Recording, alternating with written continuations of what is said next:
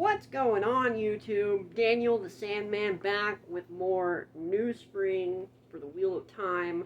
I apologize for the delay in getting this content up for you guys.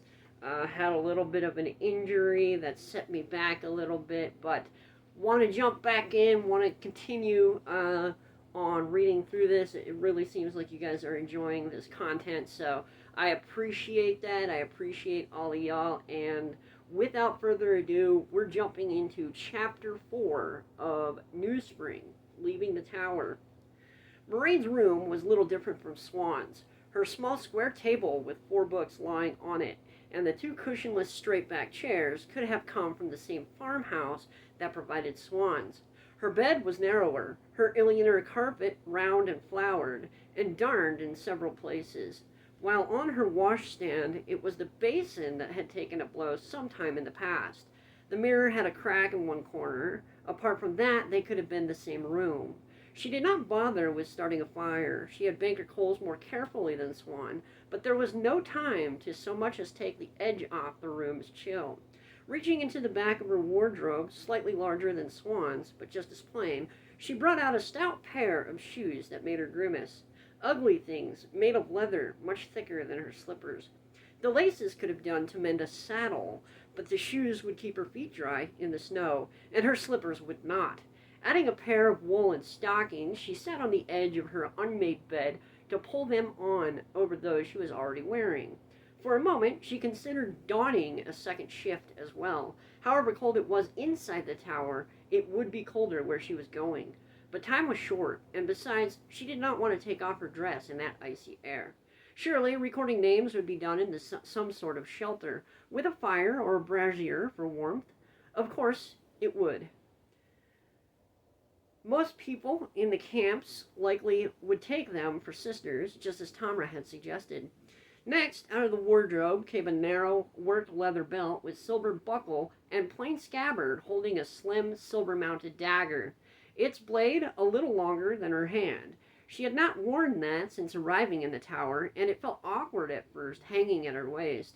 Perhaps she was forbidden to use the power to defend herself, but the dagger would do nicely, if need be. Transferring her belt pouch from the white leather belt she had laid on the bed, she thought for a moment. It was all very well for Tamra to say that everything they needed would be waiting, but depending on someone else, even the Amerlin seat, to provide everything was unwise. She tucked her ivory comb and ivory-handled hairbrush into a leather scrip. No matter how urgent the need to gather names, she doubted that any accepted who let herself go untidy for long would escape sharp words at best. Her good riding gloves, dark blue leather with just a touch of embroidery on the back, followed, plus a small sewing kit in a carved blackwood box. A ball of stout twine, 2 pairs of spare stockings in case those she was wearing got wet, several kerchiefs in various sizes, and a number of other items that might be useful, including a little knife that folded for trimming quill pens in the event that was what they found themselves using. Sisters would never be forced to put up with such inconvenience, but they were not sisters. Hanging the scrip from one shoulder, she gathered her cloak, with its banded hem and another band bordering the hood, and rushed out just in time to see Maidani and Brendis go scurrying through the doorway that led off to the gallery. Cloaks flaring behind them, Swan was waiting impatiently. Oh, hold on. Just in time to see Maidani and Brendis go scurrying through the doorway that led off the gallery, cloaks flaring behind them. Swan was waiting impatiently, a scrip on her shoulder too, beneath her cloak, and her blue eyes sparkling with excitement. She was not alone in being caught up in the moment. On the other side of the gallery, Katerine Oludrin popped out of her room, demanding at the top of her lungs that Carlinia return her sewing kit, then darted back inside without waiting for an answer. "Alana, Pratal, can one of you lend me a pair of clean stockings?" someone called from below. "I loaned you a pair yesterday, Edacina," came a reply from above. Doors banged throughout the well as women rushed out to shout for Tamila or Desandra, Caladra or Atuan, or a score of others to return this or that borrowed item, lend something, or lend something. Had a sister been present, the cacophony would put them all in the soup kettle to their necks on a hot fire. "What kept you, Moraine?" Swan said breathlessly. "Come on, before we're left behind." She set off at a rapid stride, as though she really expected the guardsmen to be gone if they did not hurry. There was no chance of that, of course, but Moraine did not dawdle. She was not about to drag her feet at a chance to leave the city, especially not at this chance. Outside, the sun was still well short of halfway to its noonday peak. Thickening dark gray clouds rolled across the sky. They might have more snowfall today. That would not make the task ahead any easier. The walk was easy, since the wide gravel path through the trees that led to the west stable beyond the tower wing that held the acceptance quarters had been cleared. Not for the convenience of the accepted, of course. Most of the sisters kept their horses in the west stable, and workmen shoveled that path clean 2 or 3 times a day, if necessary. The stable itself was 3 sprawling stories of gray stone, larger than the main stables of the Sun Palace. The wide stone paved stable yard in front of it almost filled by a crowd of rough-coated grooms and saddle horses and helmeted tower guards who wore gray steel breastplates over nearly black coats and equally dark cloaks worked with white teardrop of flame of Tar-Valon. 7 striped tabards over the breastplates marked out bannerman and lone officer. Brendis and Maidani were climbing into their saddles, and half a dozen other accepted, cloaked and hooded in a strung-out line, were already riding toward the Sunset Gate, surrounded by the guards. Moraine felt a moment of irritation that so many had beaten her and Swan down. Had they packed nothing to be so quick? But they did not know what they were looking for. That buoyed her spirits again. Pushing through the crowd, she found her bay mare. The reins held by a lanky groom with a disapproving expression on her narrow face. Very likely she frowned on an accepted having her own horse. Few did. Most could not afford to keep a horse, and besides, opportunities to ride anywhere outside the tower grounds were rare. But Moraine had purchased Arrow to celebrate attaining the ring, an act of ostentation that she suspected had nearly earned her a trip to Marian's study. She did not regret the purchase even so. The mare was not tall, since she despised looking like a child, which she did on tall animals, yet Arrow could keep running long after large horses had tired out. A fast mount was good, but a mount with endurance was better. Arrow was both, and she could jump fences that few other horses would even try. Finding that out had earned a visit to the mistress of novices. Sisters took a dim view of accepted risking their broken neck, a very dim view. The groom tried to hand her the reins, but she hung the strip from the saddle's tall pommel by its strap, then unbuckled the flaps on the saddlebags. One side held a cloth-wrapped parcel that proved to contain half a loaf of dark bread, dried apricots in oiled paper, and a large piece of pale yellow cheese. More than she could eat by herself, but some of the others had larger appetites. The other side bulged with a polished wooden lap desk, complete with a thick sheaf of good paper and 2 good steel-nibbed pens inside. No need for the penknife, she thought ruefully, careful to keep her face smooth. She did not intend to let the groom see her look abashed. At least she had been prepared. The lap desk also held a tightly stoppered ink jar of heavy glass. Much to the groom's undisguised amusement, she checked to make sure it was tightly stoppered. Well, the woman could snicker all she wanted, not bothering to hide it behind a hand, but she would not have had to deal with the mess if the ink leaked out over everything. Sometimes Moraine thought it a pity the servants did not see accepted the way novices did. The groom made a derisory bow as she finally took the reins and bent to offer a cupped hands for mounting step, another mocking gesture. But Moraine disdained the help. Donning her snug riding gloves, she swung easily up into the saddle. Let the woman snicker at that. She had been put on her first pony, on a lead to be sure, as soon as she was old enough to walk without someone holding her hand, and had been given her first real horse at 10. Unfortunately, accepted dresses did not have skirts divided for riding, and the necessity of pushing her skirts down, vainly trying to cover her legs, spoiled the dignity of the moment somewhat. It was the cold that concerned her, not modesty. Well, partly modesty. She noticed some of the guardsmen studying her stockinged legs, bare almost to the knee, and blushed furiously. Attempting to ignore the men, she looked for Swan. She had wanted to buy Swan a horse in celebration too, and now she wished she had not let Swan talk her out of it. Swan could have used whatever practice she might then have had. She scrambled onto her mount, a stout gray gelding, so awkwardly that the placid-seeming animal twisted his head around to look at her in consternation. She nearly fell off trying to get her other foot into the strap. That done, she gripped the reins so tightly that her dark gray gloves strained over her knuckles. Her face set in a grim expression, as if prepared for an onerous test she might fail. For her, it was. Swan could ride, she was just very bad at it. Some of the men stared at her half-exposed legs too, but she appeared not to notice.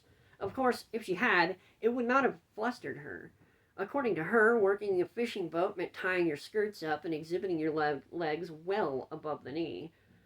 As soon as they were both mounted, a slim young under-lieutenant, his helmet marked by a short white plume, told off 8 guardsmen for the escort. He was quite pretty, really, behind the face bars of his helmet, but any tower guard knew better than to smile at accepted, and he barely looked at her and Swan before turning away. Not that she wanted him to smile or to smile back. She was no brainless novice, but she would have enjoyed looking at him a while longer. The leader of the escort was not pretty, a tall, grizzled bannerman with a permanent scowl, who curtly introduced himself in a deep, gravelly voice as Stellar, formed his soldiers in a loose ring around the pair of them, and turned his rangy roan gelding toward the Sunset Gate without another word. The guardsmen heeled their mounts after him, and Swan and she found themselves being herded along. Herded! She held on to calmness with an effort. It was good practice. Swan seemed not to think she needed any practice.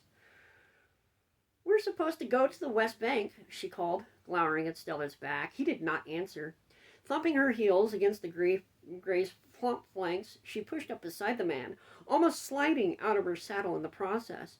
"Did you hear me? We're to go to the West Bank." The bannerman sighed loudly and finally turned his head to look at Swan. "I was told to take you to the West Bank." He paused as if thinking of what title to use in addressing her. Guardsmen seldom had reason to speak to accept it. Nothing occurred to him, apparently, because when he went on, it was without honorifics and in a firmer tone.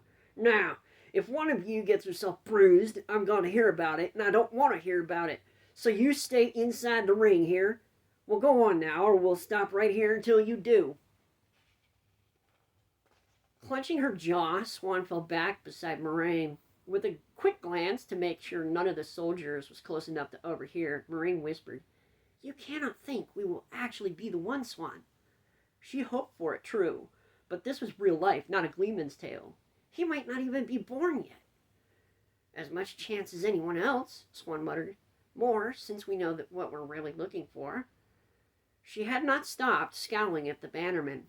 "When I bond a warder, the first thing I'll make sure of is that he does what he's told." "You're thinking of bonding Stellar?" Moraine asked in an innocent voice.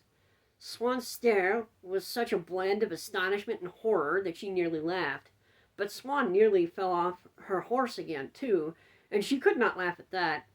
Once past the iron-strapped Sunset Gate, with the gilded setting suns gave it its name, set high in the thick timbers, it quickly became apparent that they were angling southwest through the stone-paved streets toward the Allendale Gate. There were any number of water gates in the city where small boats could enter, and of course North Harbor and South Harbor for river ships, but only 6 bridge gates. The Allendale Gate was the most southerly of the 3 to the west, and not a good omen for coming near the Dragon Mount, but Moraine did not think Stellar would let himself be turned. "Live with what you cannot change," she told herself sourly. Swan must be ready to chew nails. Swan was silently studying Stellar's back, though. Not glaring any longer, but studying, the way she did with the puzzles she loved so much, the maddening, intricate sort, with pieces fitted together so it seemed they could never come apart. Only the alleyways did come apart eventually for Swan. Only they always did come apart eventually for Swan. The word puzzles, too, and the number puzzles. Swan saw patterns where no one else could. She was so absorbed with the bannerman that she actually rode with some ease, if not skill. At least she did not seem ready to topple off at every other step. Perhaps she would figure out a way to turn him, but Moraine gave herself over to enjoying the ride through the city. It was not as if even accepted were allowed outside the tower grounds every day, after all, and Tar Valon was the largest city, the grandest city in the known world. In the whole world, surely. The island was nearly 10 miles long, and except for public parks and private gardens, and the Ogier Grove, of course, the city covered every square foot of it. The streets they rode along were wide and long, since cleared of snow, and all seemed full to overflowing with people, mostly afoot, though sedan chairs and closed litters wove through the crowd. In that press, walking was faster than riding, and only the proudest and most stubborn, a Terran noblewoman, stiff-necked, in tall lace collar, with her entourage of servants and guards, a cluster of sober-eyed Kandori merchants with silver chains across their chests, several knots of brightly coated Mirandian dandies with curled mustaches, who should have been out in the fighting, were mounted. Or those with a long way to go, she amended, making another futile effort at covering her legs and frowning at the tilt-eyed Saldean, a tradesman or craftsman by his plain woolen coat, who was ogling them much too openly. Light! Men never seem to understand or care when a woman wishes to be looked at and when not. In any case, Stellar and his soldiers managed to clear a path ahead of them with their mere presence. No one wanted to impede the way of 8 armed and armored tower guards. It had to be that which opened the crush of people. She doubted that anyone in the crowd would know that a banded dress indicated an initiate of the White Tower. People who came to Tar Valon stayed clear of the tower unless they had business there. Every country seemed to be represented in that crowd. The world comes to Tar Valon, so the saying went. Terrebonne are men from the far west wearing veils that covered their faces to the eyes and were transparent enough to show their thick mustaches clearly, rubbed shoulders with sailors. Leather-skinned and barefoot even in this cold, from the river ships that plied the Aranin. A borderman in plate and mail passed them riding in the other direction. A stone-faced Shineran with his crested helmet hanging from his saddle and his head shaved except for a top knot. He was certainly a messenger headed for the tower, and Moraine briefly considered stopping him, but he would not reveal his message to her, and she would have had to force her way through Stellar's guardsmen. Light, she hated not knowing. There were dark-clad Karhainen, easy to pick out because they were shorter and paler than nearly everyone else. Altaran men in heavily embroidered coats. Altaran women clutching their cloaks, bright red or green or yellow to shield what their low-cut dresses exposed to the icy air.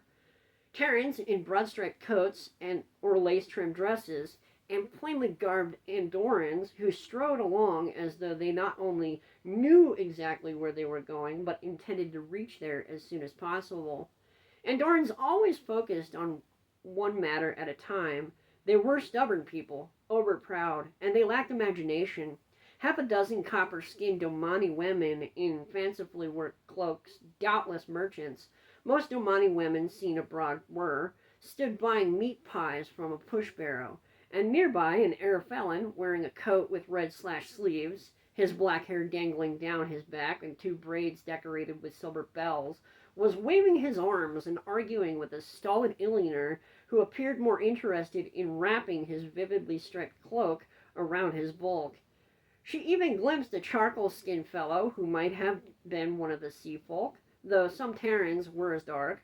His hands were hidden in his frayed cloak as he scuttled away in the throng. She could not see whether they were tattooed. So many people made a din just by their normal talking, but wagons and carts added to it with the squeak of poorly greased axles, the clatter of hooves, and the grate of steel-rimmed wheels on the paving stones. The carters and wagon drivers shouted for people to give way, which they did reluctantly, and hawkers cried ribbons or needles or roasted nuts or a dozen other things from barrows and trays. Despite the cold, jugglers and tumblers were performing on some street corners. Men and women with caps laid out to collect coins were playing flute or pipes or harp, and shopkeepers standing in front of their shops called out the superiority of their goods over any others.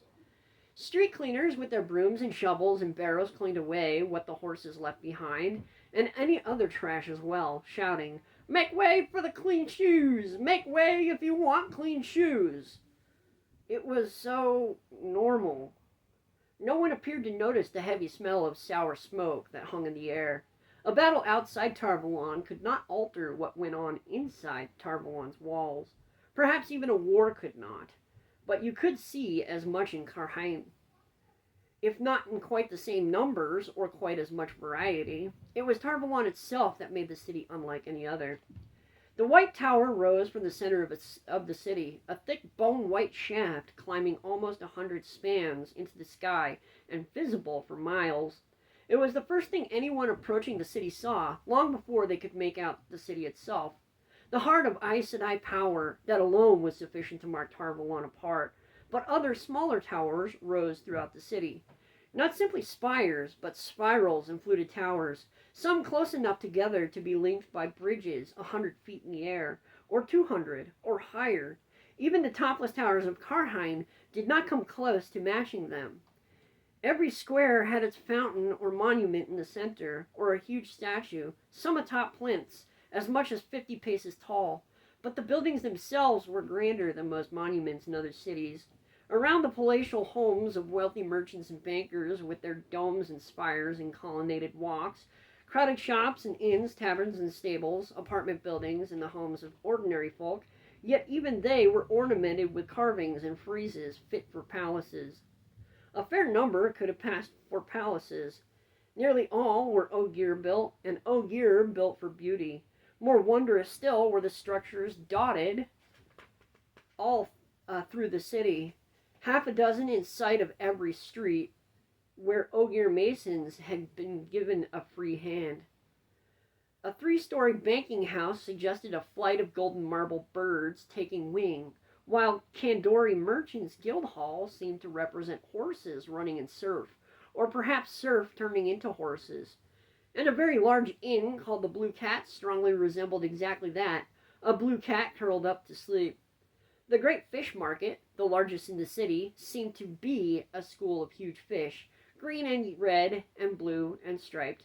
Other cities boasted of Ogier-built buildings, but nothing like what Tarvalon possessed. Scaffolding surrounded one of the Ogier-made structures, obscuring its form so that all she could make out was green and white stone, and the fact that it seemed all curves and Ogier stonemasons moved on the wooden platforms, some hoisting large pieces of white stone on a long wooden crane that stuck out over the street. Even Ogier work needed mending now and then, and no human mason could duplicate their craft. They were not often seen, though. One of them was standing in the street, at the foot of the broad ladder leading up to the first platform, in a long dark coat that flared out above his boot tops, with a thick roll of paper under one arm. Plans, no doubt. He could have been taken for a human, if you squinted, and ignored the fact that his huge eyes were on a level with Moraine's as she drew abreast of him. That and the long tufted ears that stuck up through his hair, a nose nearly as wide as his face, and a mouth that all but cut the face in two. His eyebrows dangled onto his cheeks like mustaches. She offered him a formal bow from her saddle, and he returned it with equal gravity, stroking the narrow beard that hung down his chest. But his ears twitched, and she thought she saw a grin as he turned to begin climbing the ladder. Any Ogier who came to Tarvalon would know and accept its dress when he saw one. Flushing, she glanced from the corner of her eye to see whether Swan had seen, but the other woman was still studying Stellar. She might not have even noticed the Ogier. Swan could become very engrossed in her puzzles, but to miss seeing an Ogier? Nearly an hour after leaving the tower, they reached the Alandir gate, wide enough for 5 or 6 wagons abreast to pass uncrowded and flanked by tall towers with crenellated tops. There were towers all along the city's high white walls, thrusting out into the river, but none so tall or strong as the bridge towers. The huge bronze-strapped gate stood wide open, yet guardsmen atop the gate towers were keeping watch, ready to order them winched shut, and 24 more at the side of the road, carrying halberds, kept an eye on the very few who passed by. She and Swan and their escort drew those eyes like iron filings to magnets, or rather, the banded dresses did.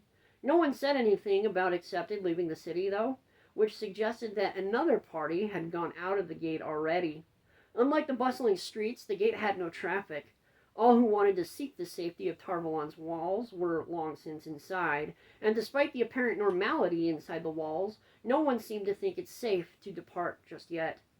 One of the guardsmen on the roadside, a wide-shouldered bannerman, nodded to Stellar, who nodded back without stopping. As their horses' hooves rang on the bridge, she felt her breath catch. The bridges themselves were marvelous, constructed with the aid of the power, stone lacework arching nearly a mile to solid ground beyond the marshy river bank. Unsupported that whole way, and high enough at the center for the largest river ship to sail beneath. That was not what struck her, though. She was out of the city. The sisters impressed deeply on every novice that so much as setting foot on the bridges constituted an attempt to run away, which was the worst crime a novice could commit short of murder. The same held true for Accepted. They just did not need to be reminded, and she was out of the city, as free as if she already wore the shawl. She glanced at the soldiers around her. Well, nearly as free. At the highest point of the bridge, more than 50 paces above the river, Stellar abruptly drew rein. Was he mad enough to pause for the view of Dragonmount rising in the distance, its broken peak emitting a ribbon of smoke? In her euphoria, she had forgotten the cold, but a strong breeze slicing down the Alan Durrell Aranin, slicing right through her cloak, reminded her quickly enough. The stench of charred wood seemed particularly strong on that wind. The trumpets had stopped, she realized. Somehow the silence seemed as ominous as their calling had been. Then she saw the cluster of horsemen at the foot of the bridge, 9 or 10 of them, staring at the city walls. Why the trumpets had gone silent no longer seemed so worrisome. The riders' burnished breastplates, the helmets shone like silver, and they all wore long white cloaks spread across their mounts, cruppers. Embracing the source filled her with life and joy, but more importantly, at the moment, it sharpened her sight. As she had suspected, a flaring golden sun was embroidered on the left breast of each of those cloaks. Children of the light. And they dared to block traffic on one of the Tarvalon's bridges? Well, there was only her and Swan and the guardsmen, but the principle was the same. The fact that it was Swan and her and the tower guards made it worse, in truth. That made it intolerable. "Bannerman Stellar," she said loudly, "white cloaks must not be allowed to think that they can intimidate initiates of the tower, or tower guards. We ride forward." The fool man did not so much as glance around at her from the study of the white cloaks. Perhaps if she gave him a little rap on the top of his head with a small flow of air. "Moraine!" Swan's whisper was low, but managed a sharp edge. She looked at her friend in surprise. Swan wore a scowl. How had the other woman known? She had not begun to weave. Still, Swan was right. Some things were just not always allowed. Guiltily, she released Saidar, and sighed as all of the joyous exultation drained away. Shivering, she pulled her cloak tighter, as if that would do any good. At last, the white cloaks turned and rode back into the village. Aliandere was a very large village, practically a town, with brick houses of 2 or even 3 stories roofed in blue tiles, where they showed through the snow, and its own inns and shops and markets. The blanket of white made it appear clean and peaceful. For long moments, the white cloaks vanished. Only when they appeared in a gap between 2 buildings on a street heading north did Stellar heel his mount into motion.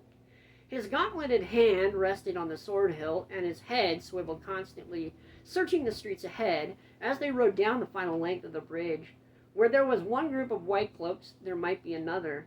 Moraine felt very suddenly grateful for the presence of Stellar and his men. A dagger would not be much use against the white cloak's arrow. None of her preparations were turning out to be very useful. When they reached the edge of town, Swan again thumped her gray up beside the bannerman, still so wrapped up in her own thoughts that she rode with something approaching, not grace, certainly, but at least steadiness. "Bannerman Stellar." Her tone combined firmness with civility, and a strong element of certainty. It was very much a voice of command. Stellar turned his head to her, blinking in surprise. "You know why we are here, of course," she went on, and barely waited for his nod. "The women most likely to leave before hearing of the bounty are those in the camps most distant from the city. Visiting them yesterday would have entailed some danger, but the Amerlin has reports that the Aiel are retreating." Like, she sounded for all the world as though the Amerlin regularly shared reports with her. The Amerlin has expressed her unwillingness to let any of these women slip away without receiving the bounty. Bannerman, so I strongly suggest that we follow the Amerlin's urging and begin with the more distant camps. Her gesture might have seemed vague to anyone other than Moraine, but it just happened to point straight at Dragonmount. The Amerlin seat will wish it. Moraine held her breath. Could Siuan have found the key? "There's not an Aiel this side of the Eärnen, so I hear," Stellar replied in an agreeable voice. The next moment he dashed her hopes. "But I was told the camp's closest to the river, so that's what it'll be. And I was told if anybody made a fuss, I was to take her right back to its tower. You're not making a fuss, are you?" "I thought not." Reining her mount in to let Moraine catch up, Siuan fell in alongside Arrow. She was not scowling, but her stare at the Bannerman's back was blue ice. The glow of Saidar abruptly surrounded her. "No, Siuan," Moraine said quietly. Siuan frowned at her. "I could just be trying to see further ahead, you know, in case there are more white cloaks."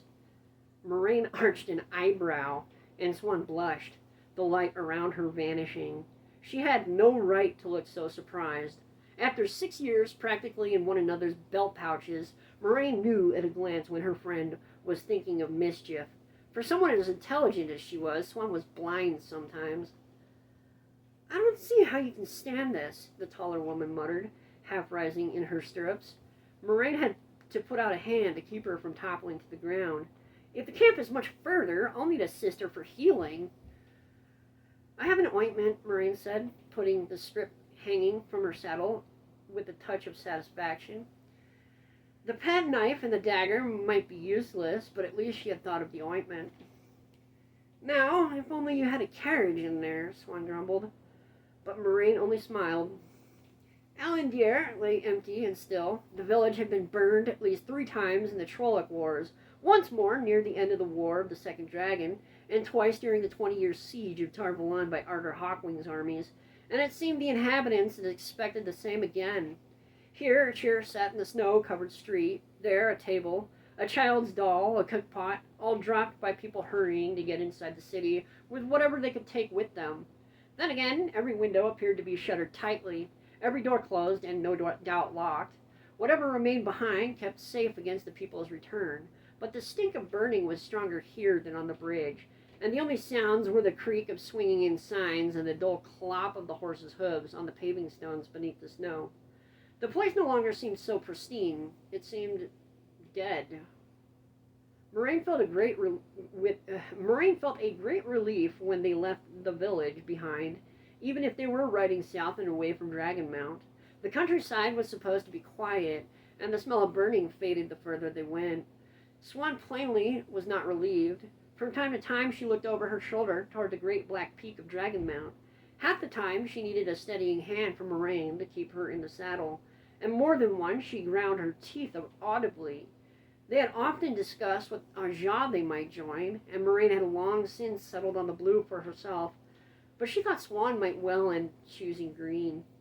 The first camp they came to, 2 miles below Alandir, was a cook-fire-dotted sprawl of wagons and carts, and tents in every size and state of repair, mixed with rude shelters made of brush.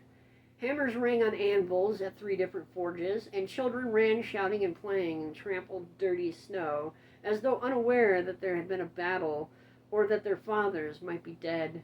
Perhaps they were. It would be a mercy. The horse lines were nearly empty, and aside from the blacksmiths, few men were in evidence, but a long line of women, well above 50, stood in front of a canvas pavilion where an accepted was seated at a table with 4 tower guards arrayed behind her. So Stellar did not so much as slow down. Moraine embraced the source briefly and felt Swan do the same. Just to better see who it was, of course. A multitude of thin Terabana braids surrounded the distant accepted face. Sarene was the most beautiful woman in the accepted's quarters, except perhaps for Elid, though she seemed completely unconscious of it, which Elid definitely was not. But she had remarkably little tact for a shopkeeper's daughter. Her mother must have been glad to see Serene's sharp tongue go off to Tar Valon. "I hope it doesn't get her into hot water this time," Swan said softly, just as if she could read Moraine's thoughts. But then, they both knew Serene all too well. A friend, but a nettlesome one at times. Her saving grace was that she seemed as unaware of what she said wrong as she was of her face. 100 paces later, the light around Swan vanished, and Moraine released the power too. A sister might see them after all. The next camp, less than a mile farther south, was even larger and more disorderly, and without anyone taking names.